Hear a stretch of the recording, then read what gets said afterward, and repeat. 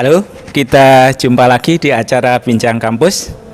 Kali ini kita bersama Pak Nurholis. Siapa Sururi? Ya, apa bintang rutin kita ya Pak Nurholis? Bintang rutin, ya.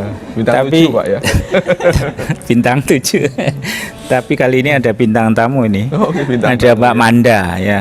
Oke. Mbak Manda ini Siap.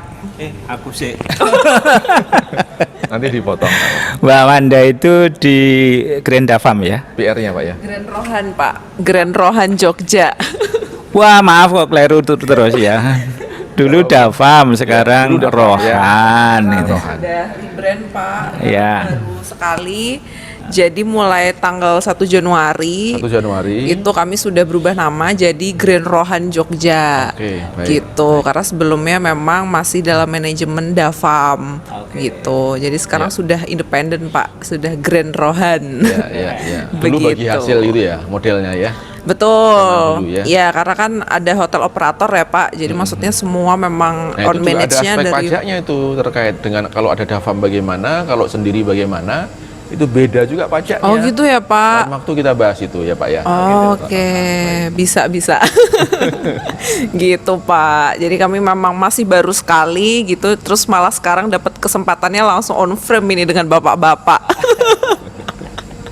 Gitu.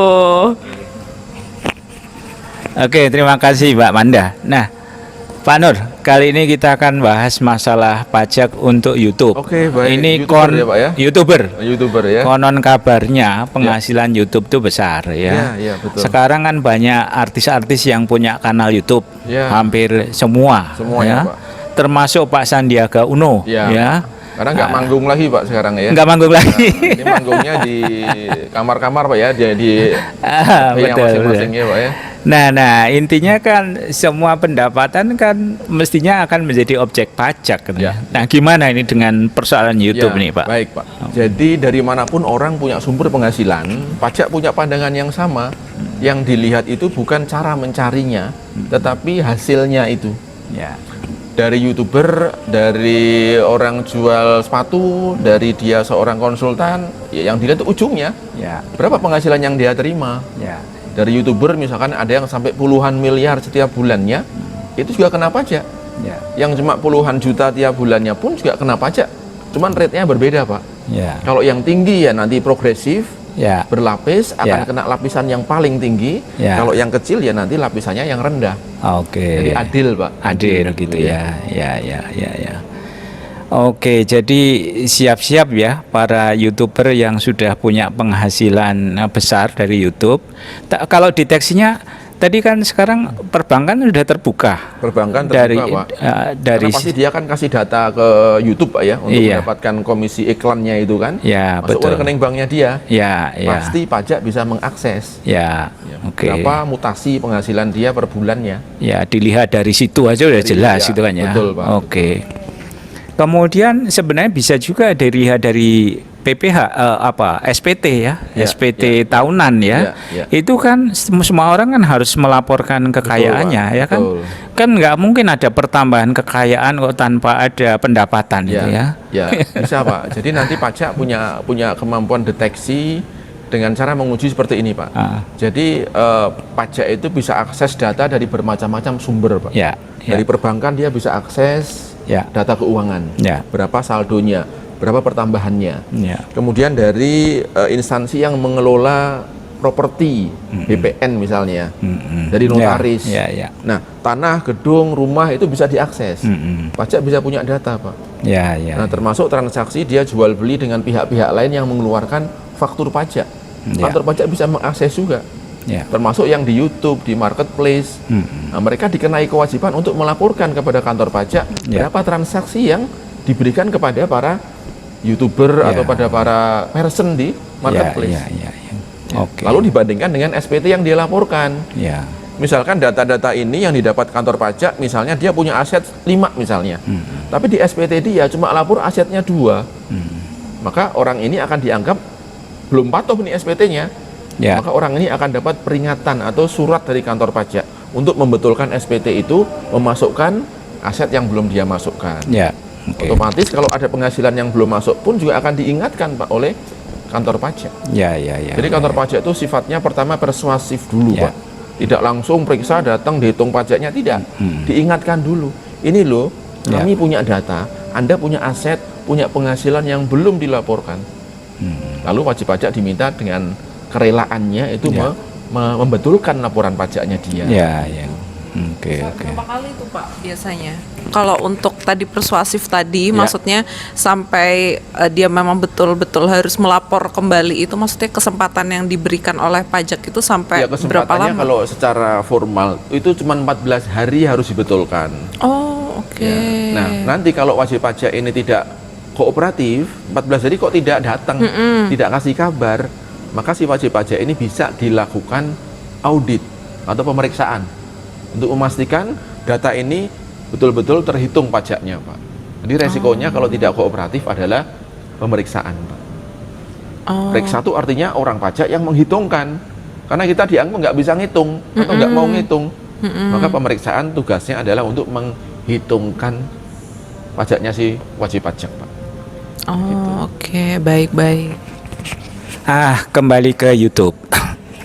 Kalau YouTuber itu rata-rata kan orang pribadi ya. Wajib pajak itu kan bisa dibagi menjadi dua ya Pak ya. Kalau orang pribadi dan badan gitu ya. Nah, sengketa pajak itu rata-rata kan dari wajib pajak badan kan, karena ada izin usaha, ada segala macam itu kan ya. Pribadi juga bisa, Pak. Pribadi juga gitu ya. Ya. Ya. Karena intinya kan ada salah perhitungan, Pak. Ya, betul. Perbedaan perhitungan, Pak. Betul. Misalkan begini, Pak, di per-YouTubean ini kan sumber penghasilannya macam-macam, Pak, dia, Pak. Ya. Satu YouTuber itu penghasilannya dari iklan, Pak. Ya. Ya kan, kalau dia banyak dilihat, misalkan ada aturan di YouTube itu kalau nggak salah setiap 1000 view akan mendapatkan $1. $1. Nanti itu akan bagi hasil dengan YouTube, Pak, kita, Pak. YouTube 45%, si orangnya itu 55%, Pak. Itu income yang diterima oleh YouTuber, Pak. Tapi ini nggak banyak. Harus 1000 view. Ya. 1 juta view baru menghasilkan kurang lebih sekitar 5 atau 6 juta, Pak. Setiap 1 juta view. Ini kan nggak banyak, ya kan? Nah, yang banyak adalah kalau si YouTuber itu mendapatkan endorse. Nah, endorse itu berarti dia kerjasama dengan pemilik produk untuk di-endorse. Misalkan saya mengendorse Grand Rohan misalnya kan. Ya. Nah, lalu saya iklankan di YouTube saya. Ya. Nah, ketika ada orang yang datang akibat dari saya mengendorse itu, saya terima komisi dari Dafam. Nah, ini yang dari Rohan ya, maaf ya. Nah, ini yang banyak, Pak. Para YouTuber itu. Dari iklan nggak banyak sebetulnya. Ya. Yang misalnya yang ketiga, dia bisa punya produk sendiri, karena dia punya follower yang banyak, subscriber yang banyak, dia jualan produknya dia sendiri. Nah, inilah yang menjadi potensi penghasilan dari YouTuber. Sehingga kalau saya lihat sekarang kantor pajak hanya mengenakan secara sama dari semua sumber ini. Sumber ini dianggap diterima oleh seniman, Pak. Ini saya nggak sepakat sebetulnya, karena di antara yang dia dapatkan itu ada yang memang dari dia keartisannya, ada yang dari endorse. Endorse ini kan seperti seorang marketer. Ini nggak bisa dianggap seniman. Maka ini berpeluang untuk bisa dikenai PPN sebetulnya, Pak. Kalau pekerja seni itu nggak kena PPN, Pak. Sama dengan jasa hotel di sini nggak ada PPN-nya, dikecualikan. Jasa di bidang seni pun nggak kena PPN, Pak. Tapi jasa yang lain-lain ini, dari endorse itu, dari misalnya penjualan barang-barang dia, ini berpotensi kena PPN. Nah, ini yang mungkin belum ada pengaturannya sampai sekarang. Sehingga semua itu dianggapnya ini dari seniman semuanya. Nah, ini menurut saya tidak pas gitu. Tidak pas. Sehingga di sini ada potensi pajak yang hilang, Pak. Jadi tapi mungkin ke depan itu kalau transaksi keuangan atau pendapatan via YouTube dengan segala macam varian pendapatan sudah tinggi dan orang rame-rame melakukan aktivitas semacam itu, aturannya mungkin akan dibuat juga mungkin ya ke akan depan. dibuat, karena ini potensi penghasilan Potensi pajaknya income ini kan gitu banyak, Pak. Ini. Dan tapi saya lihat YouTuber itu kan ada tim, Pak. Ada manajemennya. Nah, itu berarti ada lembaganya juga, ada entitasnya juga di situ. Betul. Itu nggak bisa disebut seniman, Pak, kalau lembaga, Pak. Sudah badan lah sudah badan kan gitu. Nggak bisa dipersamakan dengan yang diterima dengan pribadi tadi, Pak. Iya, betul. ya. Nah, kalau si badannya ini membayar si artisnya, nah itu bisa seniman, Pak.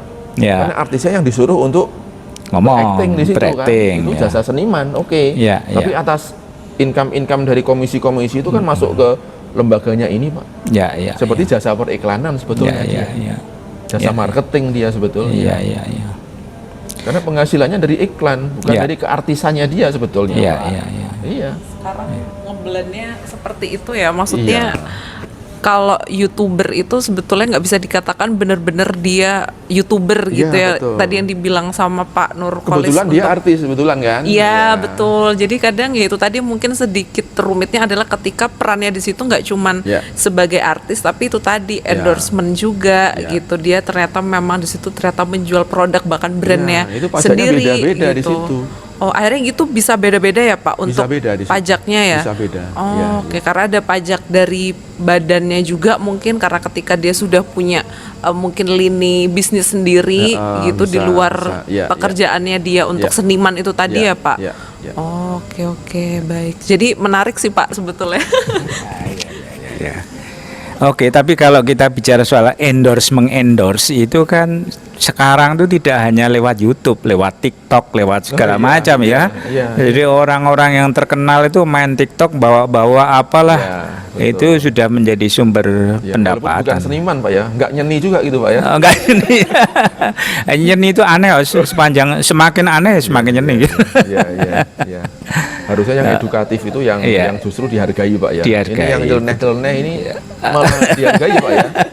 Ya, yang nggak ada nilai edukasinya. Pak, ya. Betul, betul. Hanya lucu-lucuan saja kan. Betul. Harusnya YouTube itu untuk media-media edukasi. Edukasi, ya, Pak, ya. saya kira Mestinya gitu.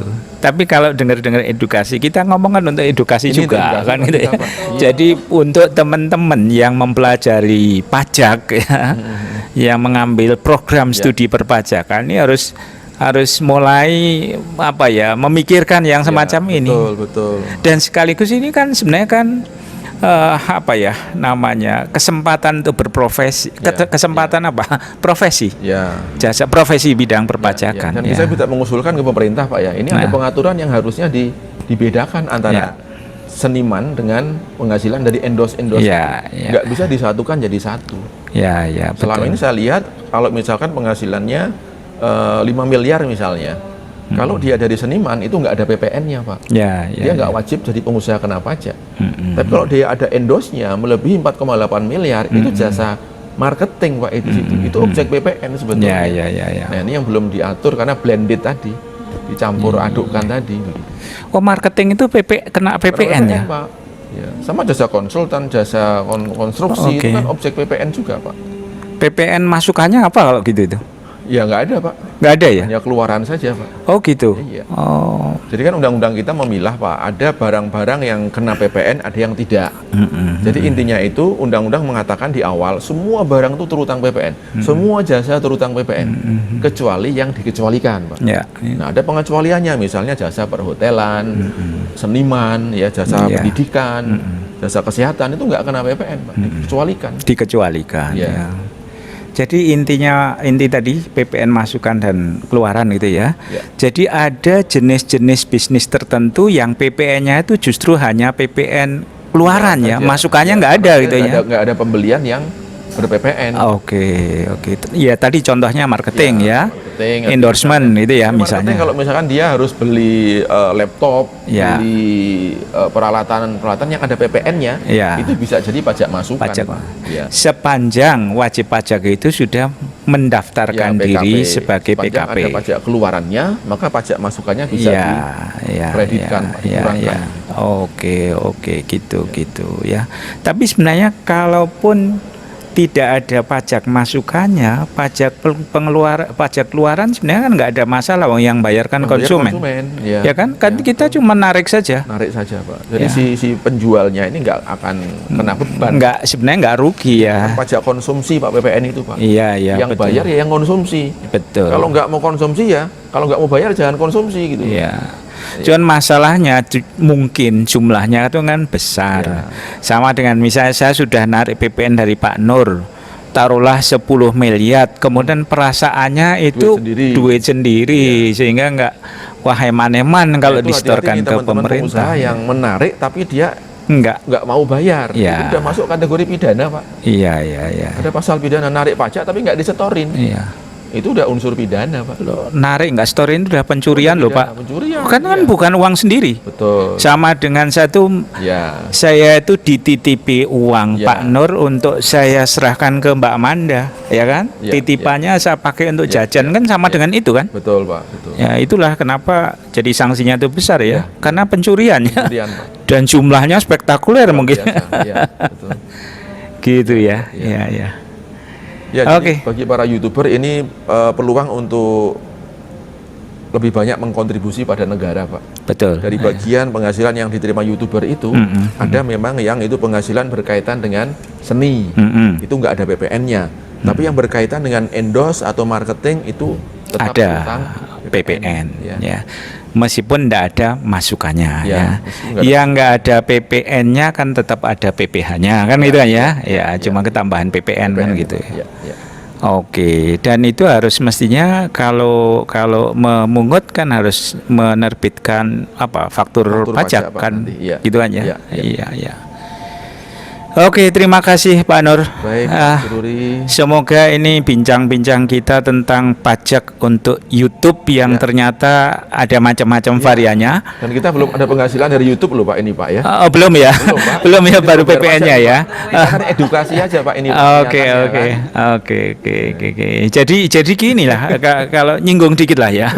Jadi YouTuber yang sudah punya penghasilan, Ya, ya. satu dia harus mungut PPN. Tapi aturannya sudah dibuat belum ya? Kalau yang punya penghasilan, itu kan pajak penghasilan. Pajak dia penghasilan. harus self assessment dia bayar, Pak. Ya, ya, ya. Nah, kalau untuk PPN Ya. itu harus melihat transaksi yang non seniman tadi, Pak. Ya, ya. Nah, itu di atas 4,8 miliar nggak setahun. Ya. Kalau udah lewat 4,8 miliar, itu dia harus mengenakan PPN kepada yang memberikan Ya, ya, ya. uang itu, Pak, penghasilan itu. Oke, oke. Jadi ada batasan apa ya? Thresholdnya ada, Pak, batas Penghasilan minimal sekian pendapatan. miliar Ya, itu ya. ya. Jadi yang masih di bawah sekian miliar masih Ya. bisa ayam-ayam dulu gitu ya. Betul, Pak, betul.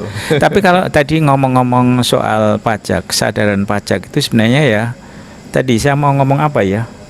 Ya ini perlu dilakukan ini dalam rangka untuk membuat ya negara kita itu ke depan bisa menjadi lebih baik gitu kan Ya, ya, ya. Apalagi kita dengar-dengar bahwa budget kita itu 80% dari pajak Dari kan pajak, gitu. APBN kita dari pajak, APBN. Kalau itu kontribusi dihilangin, kedepannya. pegawai negeri mau dibayar pakai apa gitu ya? Iya, Pak. Ya. Jalan-jalan yang bangun siapa? Ya, Becek semua, Pak. betul. Ya, mau membayar utang luar negeri dari Ya, mana kan makanya gitu? Semua pihak yang bisa berkontribusi untuk Ya. pengembangan pajak ini ya harus berkontribusi, Pak. Iya, iya, iya. Konsultan ya harus berkontribusi untuk edukasi, apalagi Iya, iya. kampus, Pak. Nah, ini Iya. kewajibannya Iya, berat, Pak, di sana, Pak. Ya. berat ya. Ya. Oke. Mbak Manda ada yang mau ditanyakan?